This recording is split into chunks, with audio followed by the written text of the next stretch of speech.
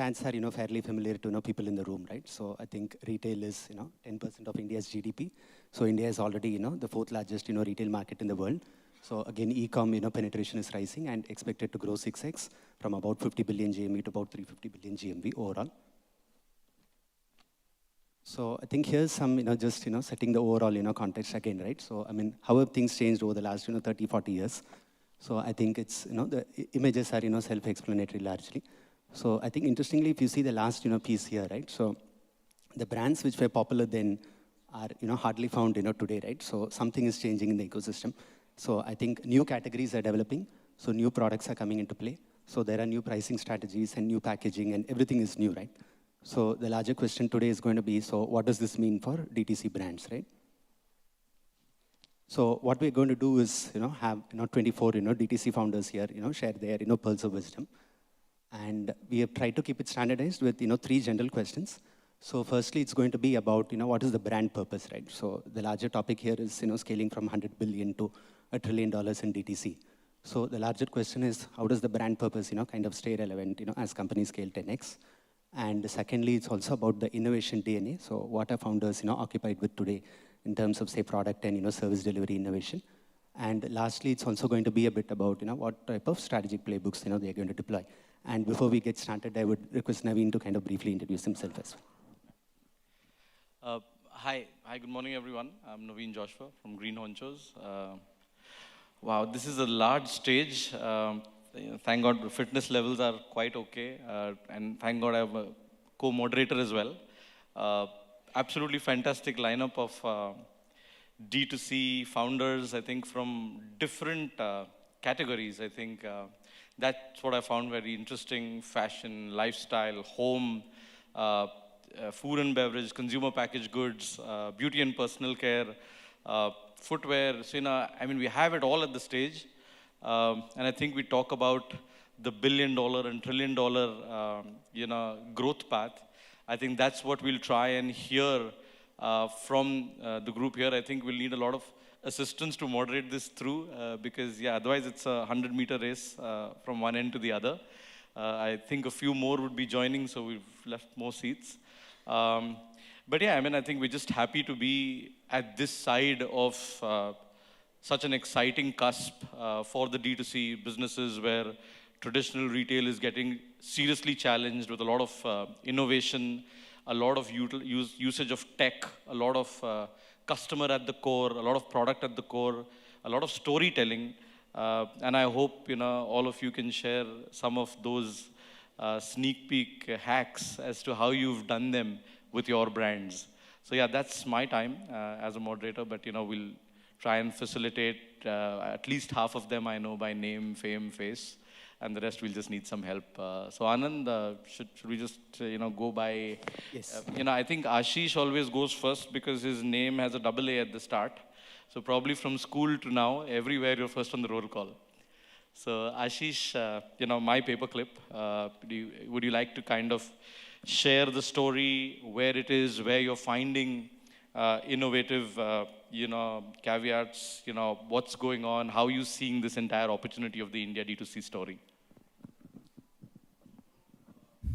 As a brand, we started in 2013. So I'll basically, give a little bit about the overall perspective and then, our experiences as a brand. So personally, I feel that, covered in the last few presentations as well, that we're at the cusp of almost a change towards a very consumer-based economy. Or consumerism is kind of coming to it. So we started off with an agrarian economy, transcribed into a little bit of textile, IT, and now it's going towards the large consumerism that we see also across the West.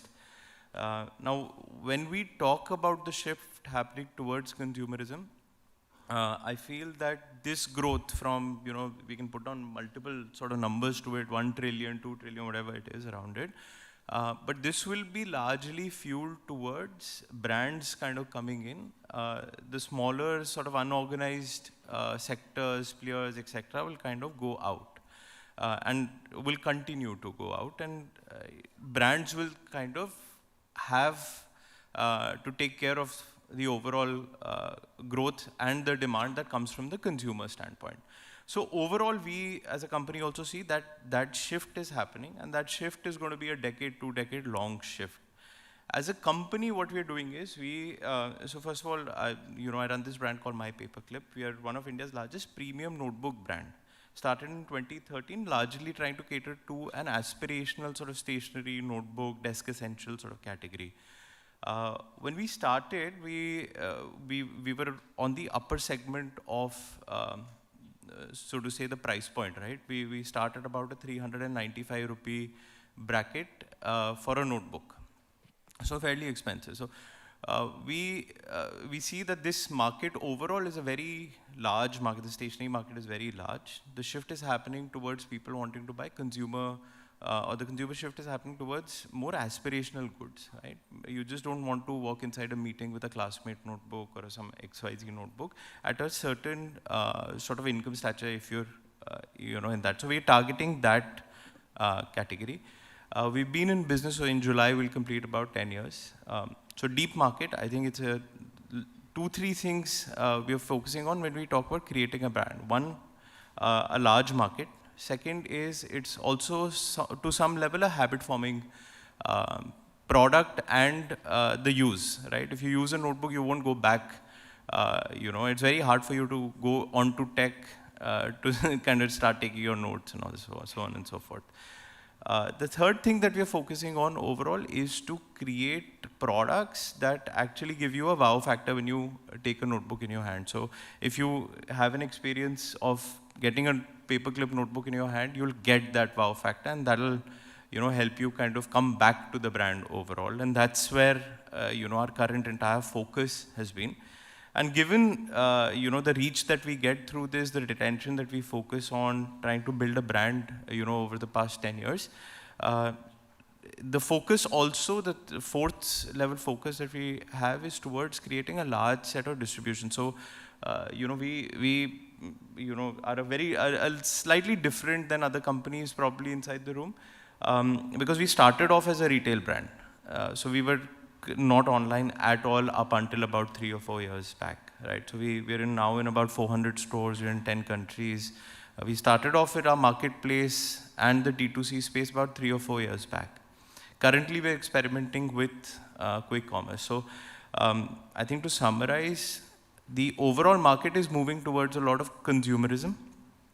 This will be driven by brands. To build a brand, I think you have to look at a large market. You have to look at something maybe in your sector, how can you make it habit forming to some level? Give your customer a wow factor and overall focus on your distribution. And how can you, penetrate and not shy away from different types of distributions, right? So that would be my 2 cents on, yeah. Just to quickly recap, focus on distribution and, create an aspirational, product as well, right? So, yeah, super, thanks. So Anand, just in terms of format, I think once every 3 or 4 speakers speak, we can open it up to questions because only that much retention is there. So if they have questions for any particular brand, they can throw it to anyone. Maybe once you finish 3 or 4. So next from Inner Sense, you've got the co-founder Abhishek Lodha. Are you here? Hi. Hi everybody, I'm Abhishek. We are having India's first healthy organic cotton lingerie brand, being into the female innerwear segment, which is huge and very promising. Currently, I will be skipping more about the market because you, I think, already have heard enough of it. So I will give you a little insight, like what is the insight from my business which might be useful for the other people. And definitely it is going to be different from the other. So in the current D2C market, we always heard about the innovation. When we talk about innovation, then the problem of the consumer and the solution to it always come. So more or less, the problem we receive it from where? From the consumer. Their problem, their story, their challenge become founder's problem, and they started liking it and they started working on it and get to some solution for the consumer. But everybody knows that product is never made in a single day. It is a long process of continuous improvement day by day. But right now, what is happening in the race of the top line, in the race of funding, everybody is skipping this part of the core product, quality, their service industry and all that. Whereas in inner sense, what we did, we stick to our base. We tried to, at a time we made at least 8 to 9 vendors and personally visited everyone on every alternate day. So what is my insight from my business, that once you started believing in your supply chain, once you started working with your production partner, working hand in hand, getting your hand dirty, you will be able to bring out lot of innovation, lot of improvement. Usually the improvement, whenever an entrepreneur sees, they see what the customer is giving the feedback, that they need to change it or they need to improve it. But that is not only the improvement you can bring to the product, that is a customer satisfaction. But we as a D2C brand, we need to reach to the customer delight. We need, if we work with the production partner who are working in the same industry or at the lower level from years, they have a lot of technical knowledge, and with your new digital knowledge and the technical knowledge, you can add up to your product to give the customer delight. So that is like, that's why like if you see a InnerSense product right now, each product is having a different technicality from any of its competitor. And I can claim each of my product is totally different from the other, which is giving customer delight, not just the customer satisfaction. So summing up, here I want to say, to making a big brand, firstly focus on the product, and for focusing on the product, you need to get your hand dirty with your product partner. So always believe in that and always work towards that, not just about the funding and the top line. Thank you. Got it. That's very interesting. Thanks. Again, just to quickly recap, it's focus on customer delight and customer insights. Super relevant. Thanks. So next in, I think by alphabetical order, I think folks know Abhishek, Taylor and Circus, please. I think I read on the website, I think body positivity was clearly mentioned in terms of underwear for men. I would love to know a little more about that positioning. Yeah, sure. Hi, thank you for having us here. We started working on this brand, I think, sometime in 2016. And at that time, body positivity was, I'm quoting an investor that we spoke to at the time, said, nobody wants underwear for ugly people. And that's what the idea was. And I think since then, it's really evolved into becoming a real movement, and that's really helped us in cementing our position and being able to drive that narrative of change, of inclusivity, of acceptance, and people being allowed to celebrate themselves at any size and at any shape, and that these things are, beyond a point, not really up for judgment in any way and not negotiable when it comes to comfort.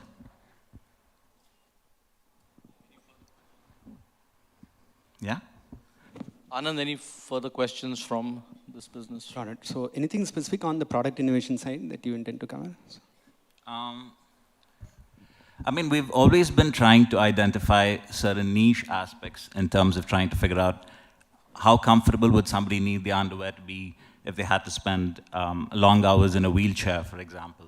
Or how comfortable would underwear need to be if you have to spend long hours driving, for example. And those are the problems that we've been trying to solve. And increasingly, we've found that the deeper that we're able to go into understanding specific needs and not focusing on a broad solution for everyone, especially something so fundamental and critical to the level of comfort that you experience, like underwear. We found that even though it might seem like markets are small and they're very niche and they're not really worth investing and are not worth really solving problems for, actually what ends up happening, and we've seen that over the years, is that you're able to build a very significant amount of credibility and loyalty that actually translates and connects the dots between the different subsections of the markets that you're catering to. And it all gets tied up together when you have an overall vision, which is just to help people rather than to sell them something. Got it. Thanks. So just to quickly recap, it's not to be constrained by a niche, but focus on solving the customer problem. So interesting. Thanks. So I'll bring in Agnes from D2C. Are you? Yeah, great to see you again. Also in a very interesting category that typically has been very large, 1,000 crore, regional markets. So could you just talk about, what we're trying to do with D2C in this space and a little more about the brand? Yeah, thanks, Naveen. So D2C, we started in 2016. When we started up D2C, we were actually solving the problem of women's bottom wear. The idea came from, the mix and match concept, where customers are buying kurtis and buying leg wear somewhere else. That's how we started. as a basic legging brand. Now we've actually evolved as a bottom wear solution across all categories. See, one good thing about starting a D2C brand is you are free from doing whatever customer needs. We identified product gaps across segments. When athleisure came in, we introduced athleisure. Now workwear is getting back in trends. We are going very strong on workwear. So we are providing us a bottom wear solution. So one of the key things which every D2C brands has to really work on is however wide the assortment is, there are few hero products which we need to focus. See, for me, even today, last 8 years, there are 3 products actually gives me 60% of business. How we can work on bringing efficiency in terms of supply chain, bring in product innovation, bring in more variety in the same product, which kinds of helps us to sustain the model. And second thing is, I come from a traditional brick and mortar retail background, so we started business, we had started with offline business, then we moved to D2C. Today, offline is about 80% business, 20% business is coming D2C. And I would happily say, even when we started D2C business, we are profitable from the day one, even in D2C channel. So we have to keep the unit economics correct across all the models to keep the business sustain all odds. Got it. I think that's an interesting journey. I mean, starting with an offline, emphasis and, then going online. Do you would like to cover anything about, specific textile engineering innovation or something that you have done? See, we are in fashion. Textile engineering in terms of, we've actually introduced a couple of products. We've actually introduced scented leggings. That's one we introduced. Now we'll be introducing a bottom wear with mosquito repellent, especially for a Tier 2, Tier 3 market. So it's a part of the journey. So when we grow wider, we keep taking inputs and adding new products, and we keep adding. And one of the another technology which we're investing is how do we leverage our consumer data, because we have a large distribution network of offline business. How do we bring in to leverage our D2C penetration? So we have introduced something called offline to online, which we are using, capturing data from offline to online stores. Of course, Omni is where we are investing largely to make the unit economics work much more effective for our D2C business. Got it. Thank you. Naveen, should we turn this over to the audience for any questions? Any questions, anyone, before we move to the next round? Yeah, please. We have some mics there. Yeah.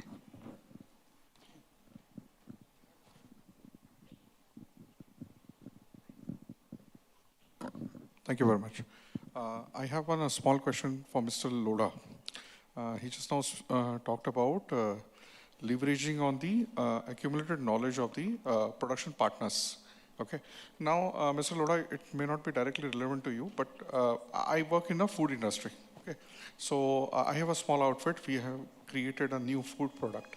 But one challenge that I really foresee is if I decide to partner with a production guy, for a contract manufacturer rather, I feel that there is a possibility that my formula or my know-how will be leaked or rather copied or whatever.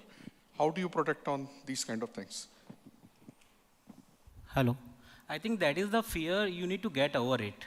Because any formula, if anybody can replicate it or can, you can say like, take it from you. But at the end, if formula is with you and you are not able to make the product exactly the best quality like your vendor can make it. So you need to work with that vendor. You can sign an NDA so that at least in India, NDA, like people fear from NDA, but I never heard any litigation on NDA in the smaller and the D2C space. But all you need to do is build your own PR with that guy. Make him so comfortable that he's ready to work with you. See, I tell you a small story. I am from Ahmedabad, and Rajkot is the factory. There was one factory in Rajkot with whom I started my first work.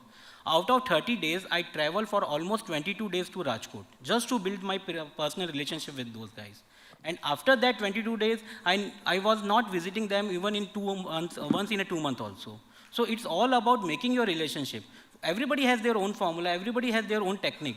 But when you become 1 plus 1, it will become 11. But if you are keeping it with yourself and you are thinking, I will keep everything with myself, I will do it the manufacturing myself, then you will be end up in investing huge in the assets. But handling is also, and execution is also one of the major problem going to be. So what I will say and what I believed and I did it is the making the relationship with the vendors. Thank you. Any other questions from the audience? I think we'll have time for one more quick question before we go back to the founders. Yep. Can we have a mic here, please? Yeah.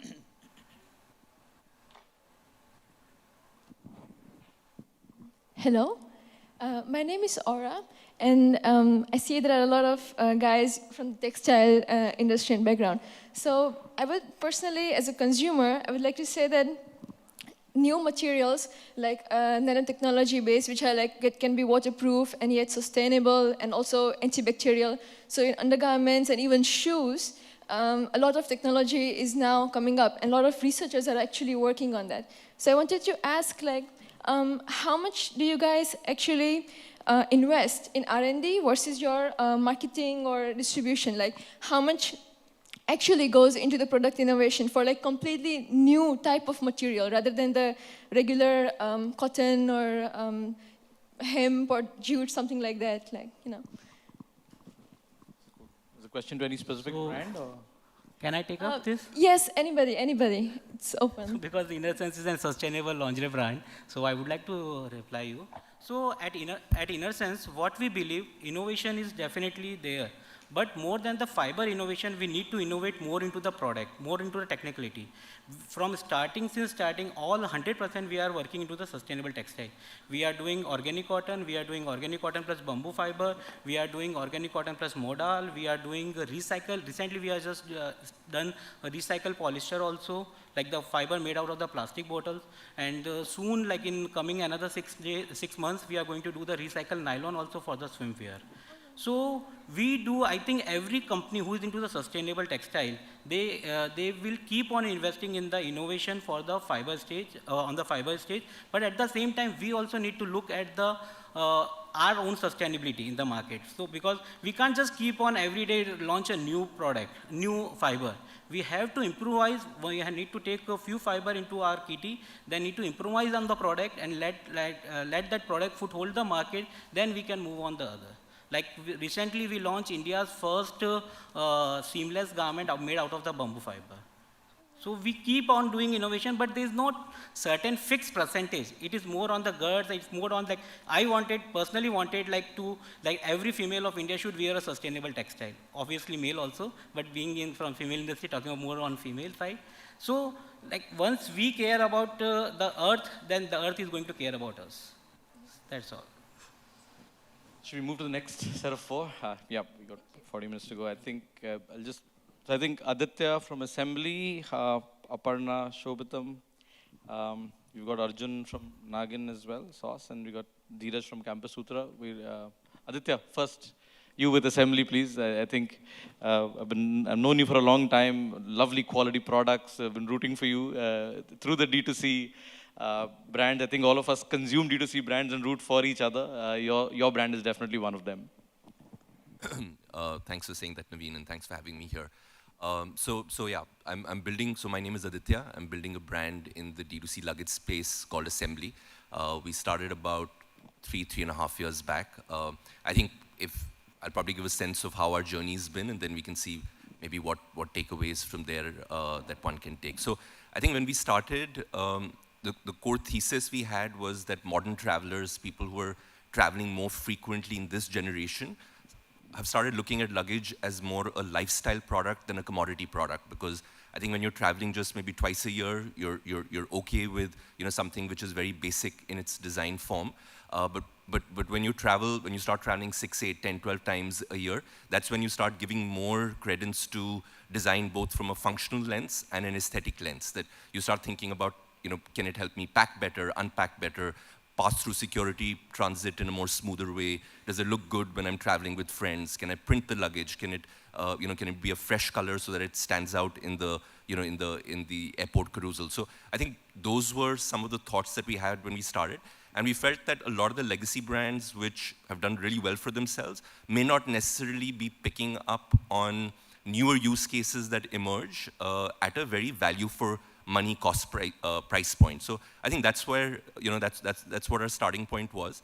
And 3-4 years into the journey, what we found is that essentially the source of growth that we've seen is for 2-3 reasons. One is that there's a very large part of the market that's unbranded. There's a large part of the market that is serving basic use cases. So people are willing to spend 20-30% more than unbranded or mass market luggage that's not necessarily designed for frequent travel. And so that's one source of growth that we've seen, that if you can bring innovation, which is homegrown, at the right price point, there is traction to be sought at a very cost-efficient way. I think the other source of growth is that there are a lot of premium brands in the market, and if you can provide something which is maybe half at the cost of that, there's a lot of depth in that market, to be able to cater to. So I think from a product standpoint, that's how we have tried to create products that can serve these use cases. And on the distribution side, D2C, web store, marketplaces has been a beautiful distribution channel to be able, it's one thing to be able to innovate on products, but to be able to unlock that value at scale in a very cost-efficient way. You can't do that if you don't have digital distribution at scale so easily. So I think we're one of the fortunate categories where web store has turned out to be great because it's a high AOV product. So usually the CACs are very much in control. So the web store is profitable. Marketplaces are extremely profitable because there's scarcity of high quality supply at those price points. So I think these are the 2-3 levers that we've seen work in our favor in the early phase of building something hopefully for many decades. But that's the foundation on which we built the brand so far. So that's how the last few years have been. Got it. Thanks for sharing. I think just to quickly recap, focus on design-centric, innovation and value for money, proposition. So over to you, Naveen. Yeah, I'd like to bring in Aparna from 𝐿𝐵𝐿𝐼. Are you here? Yeah, hi. So I think, a little more specific question, which is Indian ethnic fashion. And I think you've positioned it as from India, but for the globe. That I found slightly interesting. If you could just share some commentary about your thoughts on how, you have that positioned. Sure. First off, a very good morning. Very happy to be part of this panel. I can't even see the other end of it. Quick introduction. I'm Aparna, co-founder, chief product officer at 𝐿𝐵𝐿𝐼. As you mentioned, 𝐿𝐵𝐿𝐼 is in the ethnic fashion space. We are one of the fastest growing D2C ethnic fashion brands, and we serve tens of thousands of customers globally. Now, ethnic fashion, when you think about it, it is a space where, things are very archaic, right? There's hardly been any technology penetration. And when you talk of a global space, what we've really done different is brought in a rich technology stack. This industry is the second largest industry, right? After agriculture, it's the largest industry. And, the methods are very, very old. And what we've done is we are vertically integrated, completely avoiding middle people. And it's through technology, not just in the front end, but also the middle layer and back end, that makes us very accessible to a global customer base. I do want to say that there are 5 things that we focus on that has really helped us scale. One is selection. I think we cover the length and breadth of India, unlike any other. The second is quality. We have a very, very high bar for quality. Every product goes through multiple rounds of validation. Third is authenticity. There are a lot of fake products out there, so-called silk or so-called Banarsi, so-called Kanjivarams. What we really stand by is authenticity, and all our products are Silk Mark certified. And interestingly, we have a new brand ambassador, Vidya Balan, on board for the same reason. The other thing is the global part. A lot of the players now, when they talk of global shipping, they take really, really wrong, right? They take a week, 2 weeks, especially in this space.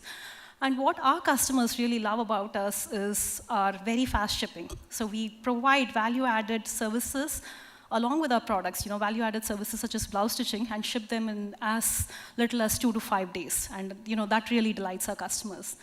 And interestingly, DHL is our #1 logistics provider.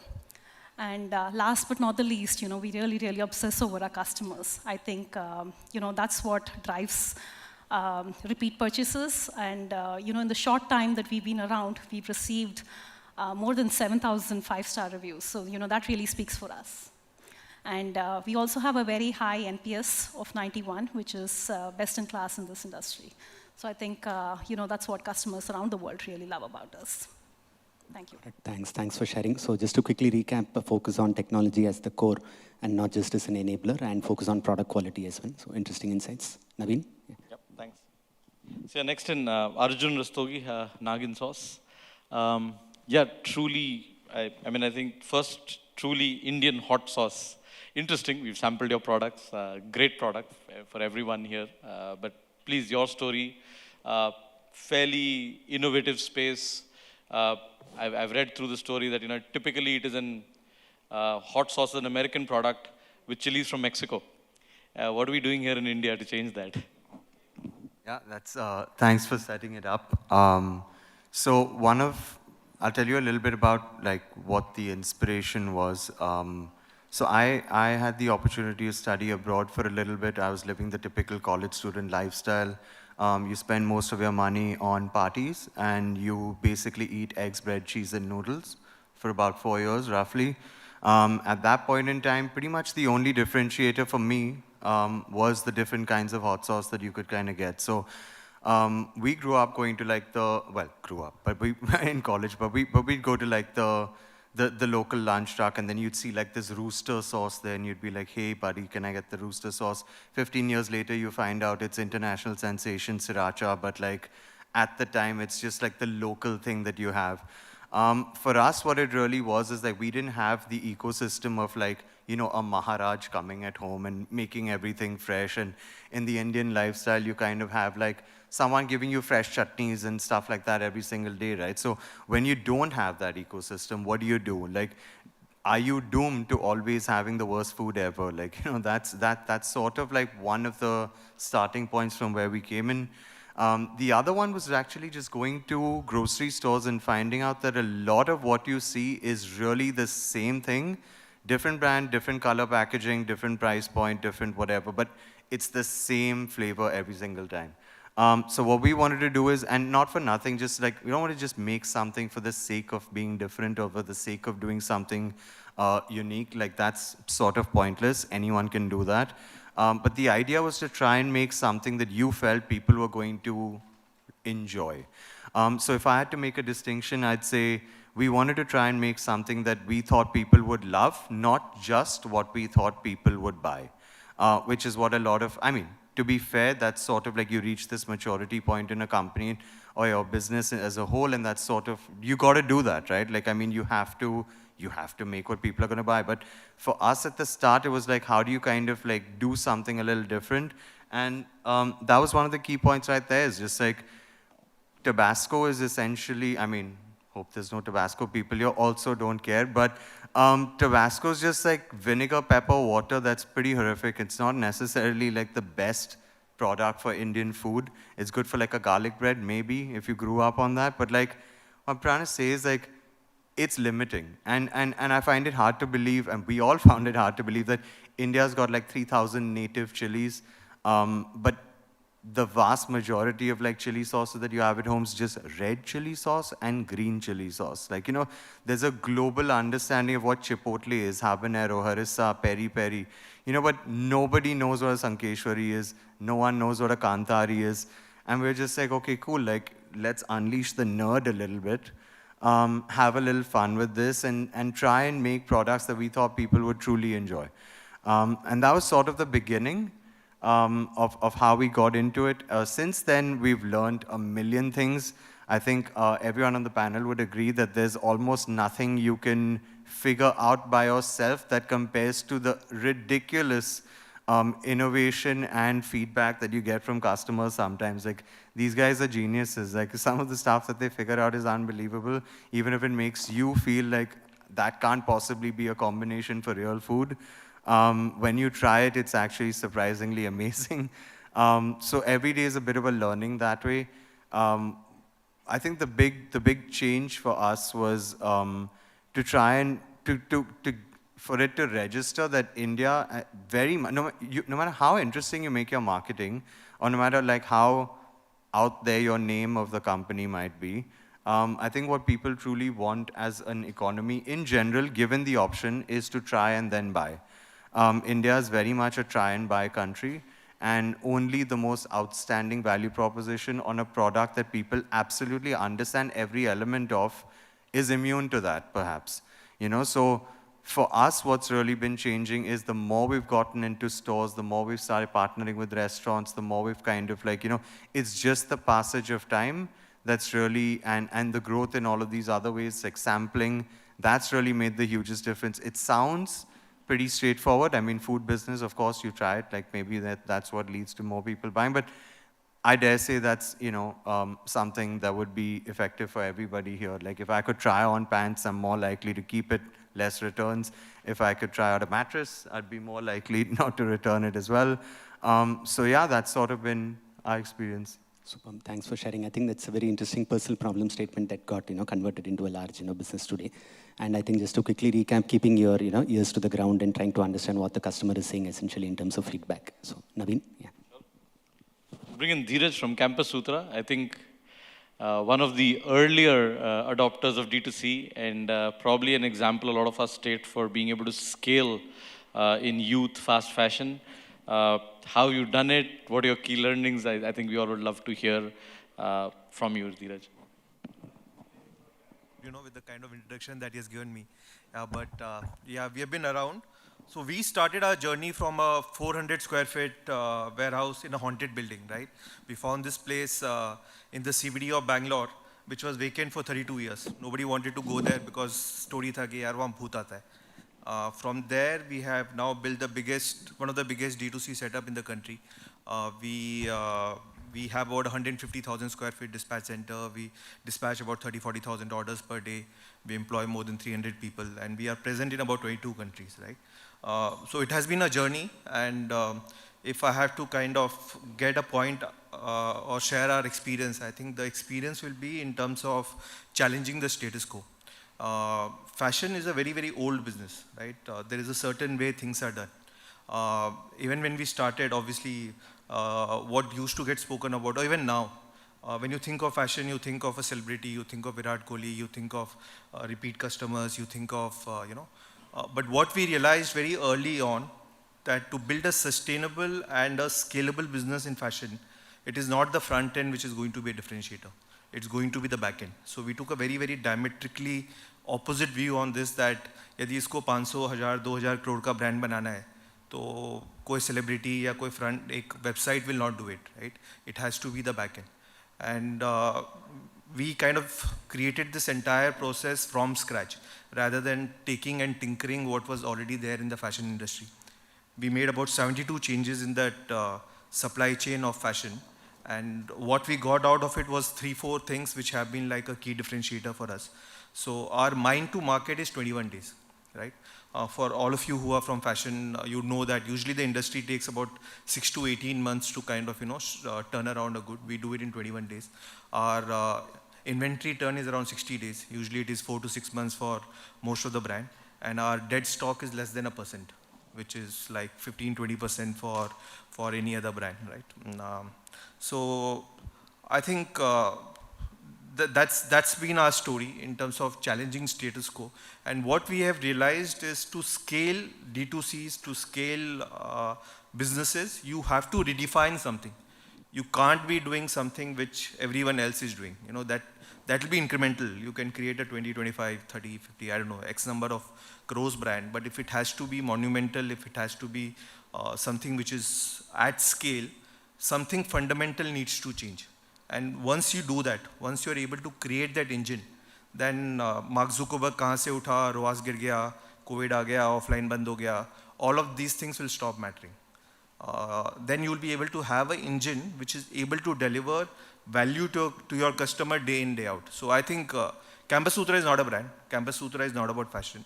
It is just an engine which knows what our customer segment wants, and we are able to deliver that day in, day out. It's the culture that we have created. And it's only now, very honestly, that we are realizing how powerful this engine is. Because anything that we are putting in this, the output is 2 or 3x of what it normally would be. So I think, yeah, that's our story. It's a story of going from Atma to Atmanirbhar. And in today's day and world, I'm sure everybody is looking to be Atmanirbhar with the funding winter around. So I think that's our story. If anything that you guys can take from that, I'm happy. Super. Thanks for sharing. I think that's a very inspirational, story, and that set the bar high for, KPIs in the fashion space as well. So just to quickly recap, I think he was saying that, focus on the back end and, supply chain, get the fundamentals right. Yeah. Naveen? Yeah. Sure. Just bring in one more brand before we open for questions. I think Ashmir from 𝐷𝐻𝐻, please, could you share your thoughts? Hi, everyone. I'm Ashmir. I represent 𝐷𝐻𝐻. So I have a lot of co-founders here. Anurag and Gaurav are the founders of this particular brand. It started in 2018. Somewhere I thought, Aura was reading my mind, when she was asking about that question of innovation. What do you really do when you have industry behemoths who are already in the innerwear and athleisure segment? So that's, was the starting point for 𝐷𝐻𝐻, saying that how we solve that problem, saying that if you want to buy something different than what is already available in the market, what do we do? So the product innovation is actually at the base of, normally what everybody does, there's a fabric, you say you want to do a t-shirt, or innerwear for that matter. What happened over here was innovation at, you can say, at the fabric level, to say that what fiber goes into it. Interesting case study, people, men as well, they also like softer things. So basically when you look at modal or Supima modal, so that was one of the turning points for 𝐷𝐻𝐻 where it was really accepted very well.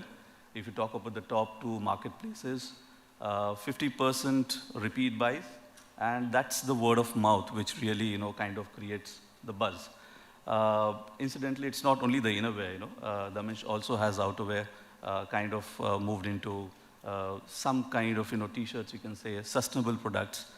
Some of the team members over here on the panel were also mentioning about using plastic as a part of the fiber. So we have 500-day statement t-shirts where, you talk about sustainability to the core.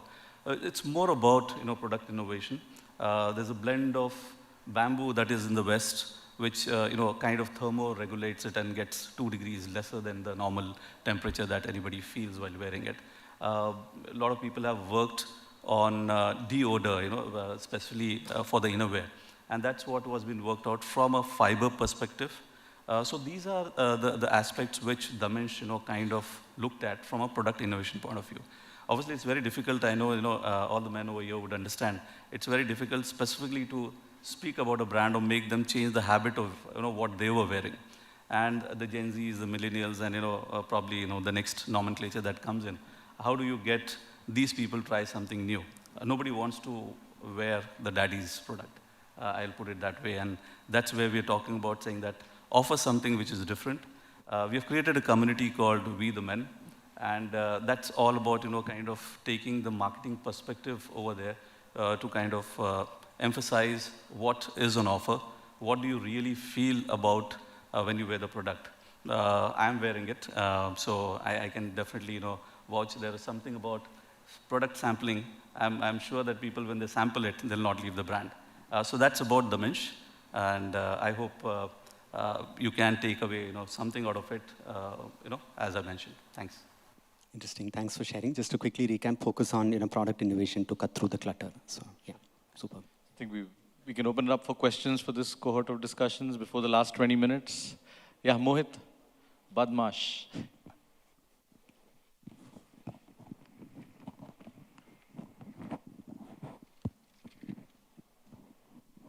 A warm welcome to everybody here. This is Mohit from Bangalore, and I work at 𝐷𝐻𝐻. My question is to Dheeraj. Yesterday, just on the table, we were having a discussion about how 𝐻𝐵 has scaled up.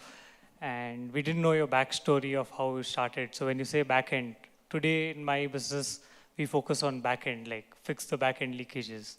So we would like to learn something that something did you do to fix your backend? So you're way ahead in the front end today. Thank you. So we actually didn't fix it, to be very honest. We just redesigned it. You know, four of us who started this company, none of us come from fashion background. And in hindsight, I think that's one of the best things that happened to us. So we didn't come with any baggage ki, you know, kapde aise bante hain, PO aise jata hai, ye quality check hota hai. You know, we just went from scratch saying, okay, if we have to make certain clothes which, you know, people of today's generation want and like, how do we go about designing it? We didn't go with the baggage saying कि यार shirt का lead time 30 दिन है, because shirt तो आधे घंटे में ही बनता है, right? So it just that कि यदि products बनाने हैं on a continuous basis at scale. I very honestly believe that creating a 20, 30, 50 crore apparel brand is very easy. Anyone who is half smart can do it. The challenge is whether you can create a 1,000, 2,000 crore brand, right? For that, you need to do something which is differentiated, which is groundbreaking, which thinks from scratch, which does not do tinkering or which does not improve the supply chain. So, you know, we just recreated it. We recreated not only the fashion backend, we also created, to some extent, the D2C backend, because there was no backend that time. In fact, a lot of service providers that we have here, in fact, 𝐂𝐧𝐮𝐬𝐬 is in our office. You know, most of them created the product out of our office. Wouldn't name some of them, but yeah, you know, most of them have created, looking at our process. So for us, it was all starting from scratch, just using common sense, working on the nuts and bolts of the business and doing things which makes sense at a basic level. And also, we didn't have the luxury of funding, right? We are the biggest bootstrap fashion brand in the country. So we couldn't do anything which could be solved by using money, that you throw money and it does the work for you. So it was just hard work and just doing it bit by bit, improving it on a daily basis and making it work. Yep.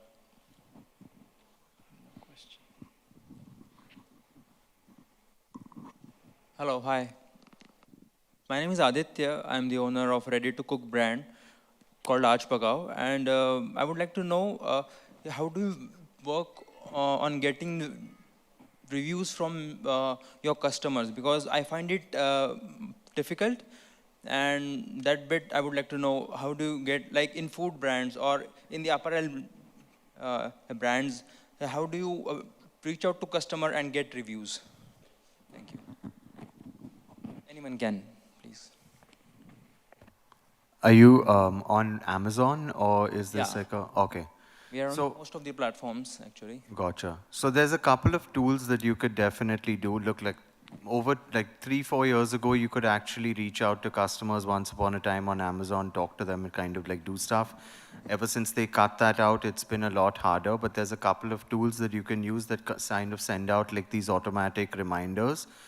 Alternatively, they don't encourage this. Obviously, you're not supposed to put anything inside the box, but if it's on your label or if it's on something else, you could possibly try and come up with something like that. You're allowed to put in, you can't ask for 5-star reviews, you can't do that, but you can't, but I believe there's some sort of like, I think you can ask for like an honest review, like please leave us a review or something like that. Oftentimes people sort of like want some kind of gratification for doing it. I don't know if you can kind of do that. They kind of clamp down really hard. So really it's a bit of a numbers game. I know that's maybe not the answer you're looking for, but like to a large extent, it really is a numbers game. And over time, like you'll just sort of build it up. Like it's one of those where like the more reviews you have, the faster you get more reviews even after that. Exactly. Yeah. Do you have a web store business as well? Yeah. Okay. Yes. So you'll find that, I mean, you know, if the proportion of reviews in a marketplace could hover typically around 1%, usually that's what, you know, us as a business see. On the web store, this can go up to 6, 7, 8%. Just because you're able to nudge customers better. You know, Shopify has this great app called _JUDGE_ME that we use, and I think a lot of brands would use. So that just allows you to, you know, nudge them through, let's say, a WhatsApp message or an interaction on email. So you'll see the proportion of reviews on the web store being significantly higher than the reviews on marketplaces. So that's how it works. But you know, in that process, how do you make sure that you don't annoy the customer? I mean, it can be a possibility if you continuously, Yeah, no, you can't spam the customer for reviews, but if you look at Amazon also, they will check with their customer on delivery, maybe 2 days later, and maybe once 14 days later, once somebody's used the product. So you will only use those 2-3 nudges, but because you can control the environment, you have the data, you can, your mails and WhatsApp messages can be designed in a way where you can get customers to interact more than, let's say, a nudge on a marketplace. Great. Okay. Thank you. We have some great, you want to add there? So we've got some great founders left to represent their businesses, and we've got about 12 odd minutes. So should we push the questions right to the end, if that's okay? But yeah, Satish, you want to quickly, since you've already started.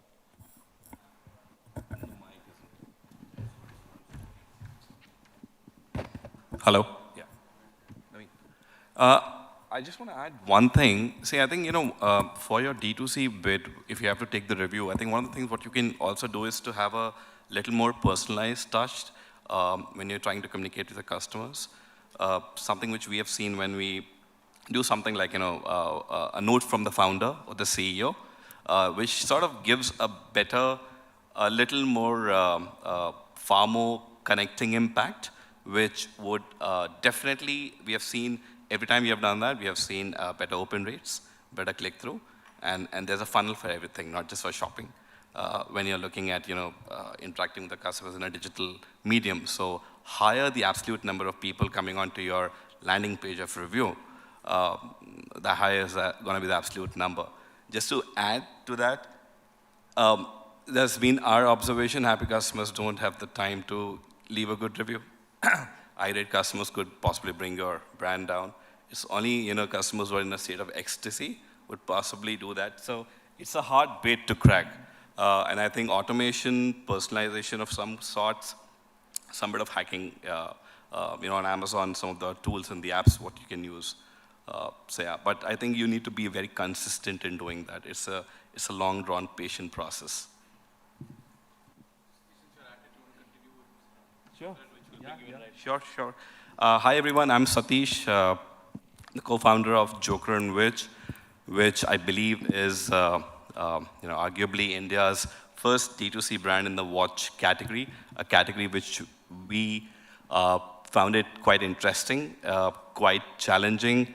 Maya, my co-founder, my wife, and I started deliberating on this idea of starting a brand around watches and jewelry, watches and accessories, primarily in late 2014. And when, during at that point of time, the poster boy was apparel, which continues to be till date. Nothing was happening in the beauty space, very few things in the vertical spaces like handbags and shoes. And there was absolutely no D2C or no new age brand in the watch category. And I think, while the herd was moving in the larger or the bigger direction, we sort of chose to break or challenge the conventions, and we decided to launch the brand in the watch category. It's been a great ride till now. I think, there are a few things which we continuously harp upon, or possibly, I would say, has been an insight in hindsight. The first thing is, we have been profitable from day one, and I think the key thing for our profitability has been because of our constant, need to optimize. And I often keep getting this question to me that what is optimization? So I think what we have done is choose one variable, pick one variable and make the change and measure what the result is. Do not make changes in more than one variable and keep doing that very swiftly, right? The genesis of every startup or the DNA of every startup has to be, be nimble in what you do. And I think that's something which we did, continued, being as nimble as possible, made a lot of changes, got, better ROI every time we did something. So that's been the journey for the last 8 years. On the second part, I would say, on the brand side. So the first part is on the performance side, which is commerce. Every business is technically divided into two parts, commerce and brand. So optimization is the key for, I think, driving profitability to the commerce side of any business. The second part, on the brand side, we've been bootstrapped. until very recently, where we have entered a very strategic partnership or acquisition of some kind, I could say so. Till then, and I would still like to believe that we are bootstrapped. So being bootstrapped means you literally have nothing. You can only spend on ads if at all you have that money. So you can never spend on building a brand. And Maya and I have been very clear right from day one that brand takes a lot of time to build. You need to be very patient. You need to have a lot of perseverance. And I think one thing which is very key is you need to create, especially for fashion brands, you need to be Instagram first. You need to be able to create stunning visuals, stunning content, relevant content, and be extremely consistent doing that. I see sometimes some brands would possibly try to experiment too much on the brand building part, maybe spend too much on expensive mediums. And I think that sort of has a cascading effect on your cost centers across the company. So I think that's something which we were very clear. We do not want to spend much. We want to be Instagram first, build good content, pleasing content, and be consistent. And the third thing which I feel, which I strongly feel about is that for fashion brands, for a lot of brands possibly, if there's someone who has done something better, do not reinvent the wheel. So while innovation is something which is specific to few categories, few product lines, also depends on the presence of proprietary methods to be able to sort of innovate. But till if you're a brand in a category which is not really driven by a lot of innovation, I believe look outside. I would say so. So fashion brews in the West. It crawls at snail's pace and hits the Indian market. And I believe that for every category, there would be 2 to 3, 4, possibly 5 benchmark brands operating out from the West who are doing it much better in a much bigger scale. And I think if we can just look outward as to what's happening and to be able to get some bit of inspiration, I think that's something that's definitely helped us a lot. And I think that could help a lot of us. Sure. Let me bring in some other folks here. We're a little short on time, but I definitely want everyone to represent themselves. Aditya Ruya from 𝐵ECO, please. I think you bring in the sustainability angle as well. Please take a quick minute. Hello. Yeah, I'll make it quick. My name is Aditya. I'm one of the co-founders of 𝐵ECO. We are an eco-friendly and plastic-free, harmful chemical-free, sustainable brand in the home care category. Just wanted to talk about a few things here. I think we all understand from the customer side that there's a growing audience, there's a more digital-first audience. Disposable income levels are increasing. But from a supply side, from a brand side, I think the proposition, while beauty, personal care, apparel, have been go-to brands, a lot of innovation is now happening in the category which are underserved, especially if you look at home care. Recently, HUL announced that Surf Excel was a $1 billion brand now.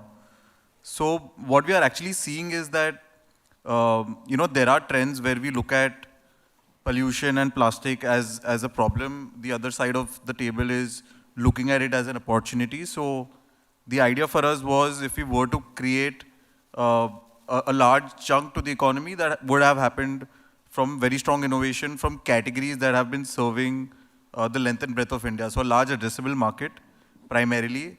Not just, for us, building differentiating niche wasn't the idea. The idea was to build something large, which a larger market wanted, and which was deeply penetrated in India. So, and also a lot of categories aren't very D2C focused. So even though this is a D2C summit, the idea behind is always to go where the customer is buying. For us, D2C then became a channel more in terms of branding and brand recall rather than customer acquisition, because even products and categories like laundry detergents or dishwashing liquids or bathroom cleaners aren't D2C first categories, even though a lot of India still buys them every day, probably for every of their rooms or otherwise. So the idea is for D2C founders or enablers to also think that D2C might not always be a go-to channel for D2C brands. It could also be a different marketing mix, but a large part of retail is still coming from elsewhere, while the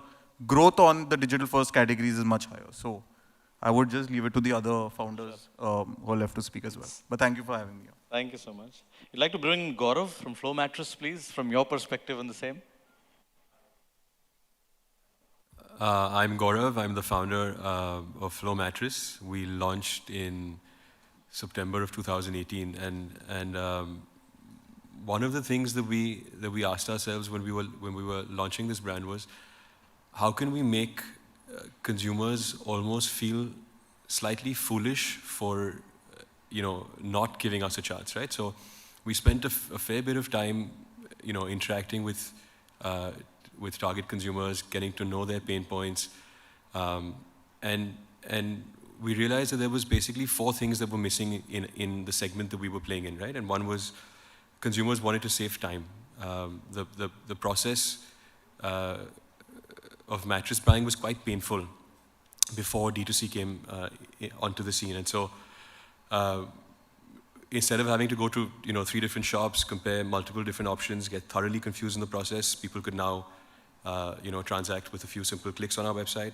2 was we realized people wanted to save money.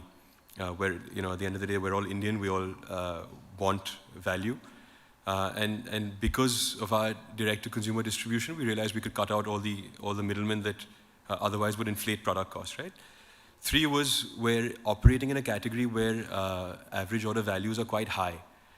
And so not everyone is comfortable investing 10, 15,000 rupees on a website without having tried the mattress before they bought it. And so we offered people a 100-night return policy. So they essentially got free insurance on their purchase. And then the last thing was we realized that the whole mattress shopping experience was traditionally quite boring. It's not an experience that people looked forward to. And so to kind of make it more fun, we looked at technology that was being used widely in the West before we had launched, which was to vacuum pack these massive mattresses into small capsules that when you cut them open, kind of expand into a full-blown mattress. And it just makes for a really fun unboxing experience. And so I think the combination of one, understanding our customers quite deeply, and we continue to do that today, and then executing on all of those insights. So saving them time, money, giving them free insurance, and making the whole process fun, I think has collectively worked to help us get to where we are. Thank you. That is good. Can we bring in Veena, please, from Monroe Shoes? He's sitting the nearest to me, and sorry, you had to wait pretty much the longest. I'm founder of Monroe Shoes. I started off Monroe because I used to work at Versace in New York, and every evening at Subway I would change my shoes because one pair of shoes would look very good but not comfortable, and another pair of shoes were very comfortable but ugly. And we thought, is this how women are going to navigate the world? Are they going to just keep changing shoes, right? Coming back to what Anand asked, right? Like, how do we look at innovation, right? If you look at in fashion, innovation can also be a point of conversation. So at Monroe, we launched a very innovative product which was inspired by sari. You know how sari can be worn in so many different ways. You see somebody wearing straight, you see somebody wearing Gujarati style. And we were like, can we build a product like that which women can wear it in a lot of different ways? So we created a shoe which can be worn in 5 different ways. And trust me, what that did for us, every third influencer on Instagram pinged us saying, can you please send us that product? We would like to do a DIY out of it. So I think innovation can also act as a marketing tool. And another very good innovation that came to us is, you know how fashion brands thoroughly depend on their designers to come up for merchandise mix, what is going to get launched. So it, to a large extent, depends on who the designer is and the success. But what we did is we created a data sciences-backed model to create design. And I think while innovation, we underestimate the power of it because we come from a country which has been a factory module for a longest period of time, right? But innovation, especially when thought at marketing and at decision making, can act very, very powerful for the brand. Thank you so much. So we'll just take 3-4 minutes. We'll bring in Mohit from Truly Desi. I think everyone will be very interested to understand the niche in which you're operating and how you're seeing it as a D2C space with Truly Desi. Right. So I'm Mohit from Truly Desi. So we are into production as well as manufacturing and selling A2 dairy products as well as organic fresh vegetables and groceries. So we started back in 2018 and with the sole purpose of providing unadulterated A2 milk to the consumers, and soon we diversified our product range into organic groceries, vegetables, and fruits. So the insight, which I would like to share with you all is that to build a D2C brand, you need to have three things with you. So a great product, an excellent team, and a world-class service to the consumer. So we kept on building new products. We started with raw milk and then we soon went into pasteurized milk, and now we have 10 different SKUs in dairy products. We have about 50 SKUs in vegetables and groceries. So we kept on innovating the products, and that's the best way of disrupting yourself. Number two, we made a very strong team, which was always aligned with our vision from day one. So, the initial 4 to 5 people which joins your company on the very first day, they are the people who can actually change the game for you in a long run. And number three, the service. So, our service has to be on point because we need to deliver milk to our consumers every day before 7 a.m. And doing the same thing every day, it gets very difficult because, there could be a lot of operational challenges that can come up. We somehow, built a very strong supply chain as well as we are available 24/7 for our consumers. So that's the place, where we give service the most important place in a entire, business. Got it. Thanks, that's insightful. Supriya, foray is how we pronounce it, right? Could you please share some thoughts from the sustainable fashion space? Hi, a very good morning to everyone. I would start by asking a question to you all. How many of you all know that fashion is one of the top 2 pollutants in the world? Okay, I see a few hands here. So, well, therein lies the question that, not many are aware that fashion products that we all carry, especially the accessories, they come riddled with synthetic materials. They come with problems such as not ethically sourced raw materials again. So if fashion is one of the top 2 pollutants, and the answer is clearly that why not shift to eco-friendly products? But people don't think that eco-friendly products are stylish enough. And that's where Foray comes into the picture. So at Foray, we are at the cusp of style and we are at the cusp of sustainability. We create a product which a customer is very comfortable using. So we are largely into jewelries and accessories, handbags and wallets. And we use plant-based materials like cork and banana skin. And now you may wonder that a tree-based product, what is the market for it? Well, in that lies our aha moment, because customers love it and they're surprised that the product looks like just other product that they're familiar with. Today, our men's wristband or the men's bracelet is regularly spotted on lots of Bollywood celebs, including Siddharth Malhotra, Kartik Aaryan, Arjun Rambal, and quite a few. So that is the product innovation that we've brought about, where we want customers to not feel alienated with this concept of being sustainable. So while you look the way you want to be, while you dress the way you want to be, we will take care of the sustainability part of it. So we are a PETA-approved vegan brand, and we work with more than 250 artisans globally, of which 200 are rural women. We were recently shortlisted by European Tech for contributing towards SDG 12, which is towards responsible development and production. And right now, we are also part of a cohort, which is by Greener, a TechnoServe initiative by the Visa Foundation.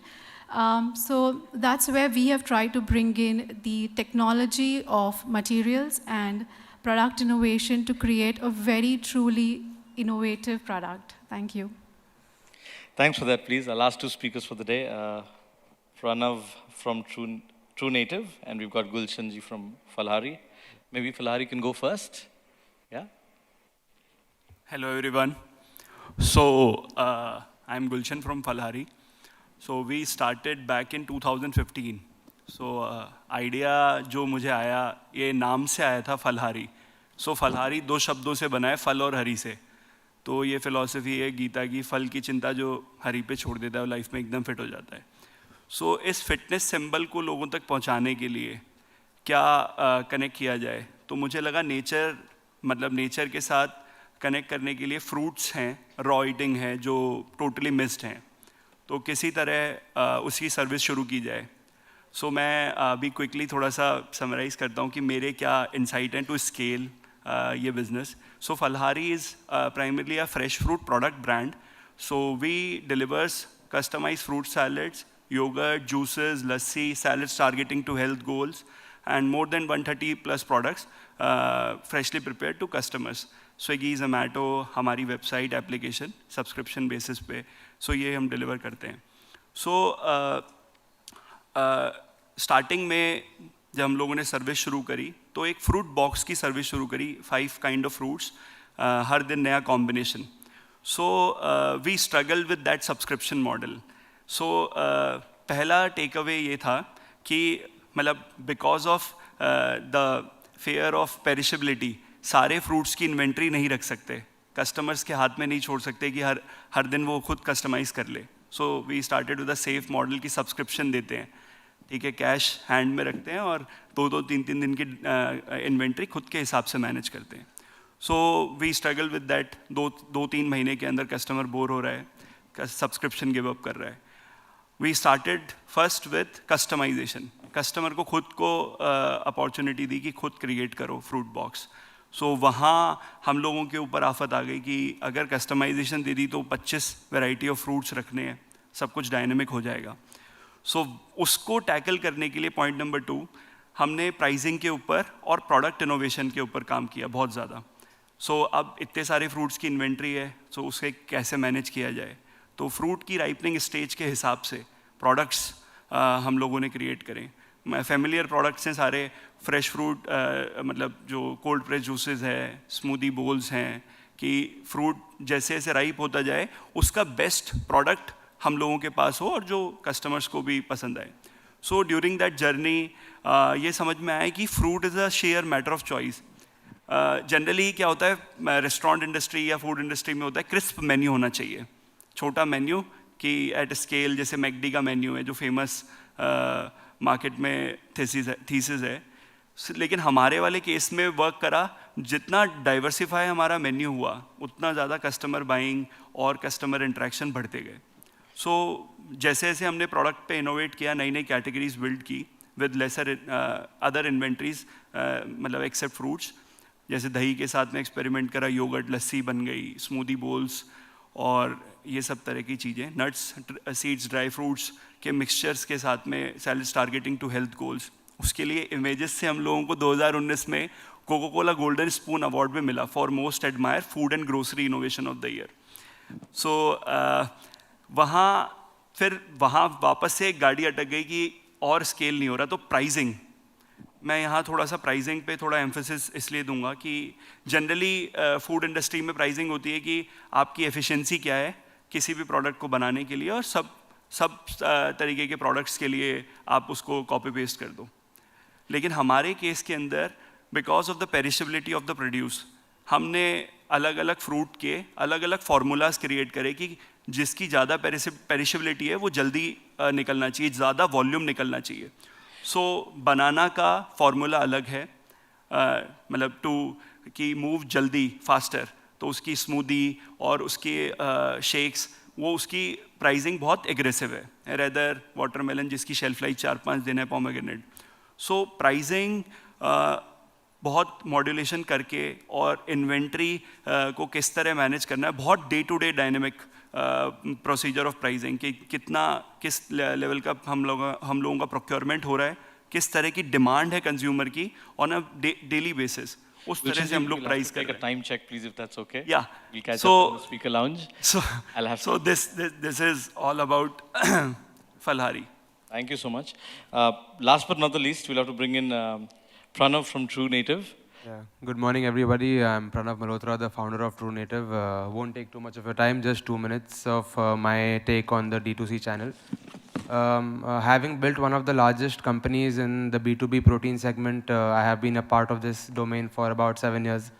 I have been a young entrepreneur who's been working on how we can simplify nutrition for Indian households. So technically, I believe D2C brands have a sole purpose of solving for the customer. So first takes first, I would recommend every person who's starting out a business to really research the market and really define if they're really solving a problem or if it's suiting a particular target market, because India is a very varied country. I would say, the market is a very responsive kind of environment, and listening to your customers will really enable you to build for the customer. That is what we've learned at True Native. We recently saw, we were one of the fastest brands in the country to see an acquisition with an FMCG giant, with our case being Imami Group. And for us, the key has been building for the customer. So recently we launched one of the first sugar replacers in the country. With the whole WHO, alarms on artificial sweeteners, we were able to quickly wrap around a formula wherein we were able to launch a 1:1 sugar replacer. So I would say that technically, for us as a company, we want to be solving real-life food or wellness problems for the market, and I would want to cut short my speech because of the lack of time. So thank you. Have a nice day. Much appreciated. And, there's a lot of eyes from that side. But thanks, everyone. I'm sorry if we had unequal time, but that's what we could have done here. I know there must be a lot of follow-up questions. I saw we didn't give much time, but would request if the speakers could just hang around the speakers lounge for a bit. Yeah? Yes, please. You mentioned as to how you can secure your formulation. I have been a part of this business for a long time. So I would say a very quick hack for that is to label your raw material rather than having them sent to the manufacturer in original packaging. You could label them as per A, B, C, and then have it blended or processed at the manufacturer, so he doesn't have access to your raw materials. That is your key secret to that. Yeah. Thank you. So yeah, I mean, if speakers could be kind enough to be around the speaker lounge probably for a while, all questions can be answered there a bit. So we don't need to cut this short. I'm sure there's some great insights from some great founders. Thank you so much. Take care. Thanks, everyone. Thank you.